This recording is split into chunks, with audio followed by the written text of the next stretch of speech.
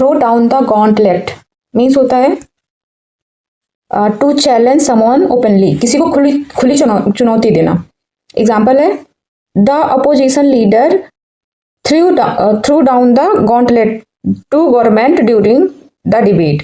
The opposition leader जो विपक्ष के नेता थे, थ्रू डाउन द गॉन्टलेट उन्होंने खुली चुनौती दी टू द गवर्नमेंट मतलब किसको, सरकार को, ड्यूरिंग द डिबेट बहस के दौरान।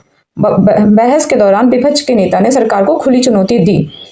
पहले जैसे पुराने या पहले टाइम में योद्धा जब किसी को फाइट के लिए चैलेंज करते थे तो अपने जो लोहे के ग्लव होते हैं मतलब गॉन्टलेट मीन्स होता है लोहे का ग्लव, जमीन पर फेंक देते थे और अगर दूसरा जो है वो लोहे का ग्लव उठा लेता था तो उसको बोलते थे कि चुनौती मतलब स्वीकार हो गई। मतलब थ्रो द गॉन्टलेट होता है खुली चुनौती देना। जैसे यहाँ पे ये थे, इन्होंने अपना क्या गॉन्टलेट फेंक दिया है, अगर इसको तो इन्होंने क्या किया, खुली चुनौती दिया है ना, खुली चुनौती देना। ये पेपर में आया है throw the gauntlet.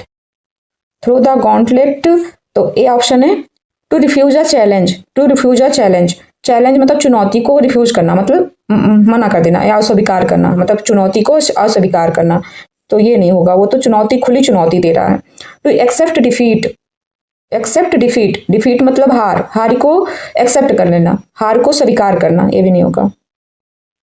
To issue a challenge और डेयर समवन, इशू मतलब जारी करना, ए चैलेंज मतलब किसी को चुनौती देना, किसी को चुनौती देना या उसे चुनौती देने की हिम्मत दिखाना, तो उसी को बोलते हैं थ्रो द गॉन्टलेट। ये चुनौती खुली चुनौती देना है ना, तो ये वाला सही है। टू सरेंडर ग्रेसफुल्ली, मतलब ग्रेसफुल्ली मतलब शालीनता से, सौम्यता से आत्मसमर्पण करना, सरेंडर कर देना, हार मान लेना, तो ये नहीं होगा। वो तो चुनौती दे रहा खुली चुनौती कि आओ मुझसे लड़ो।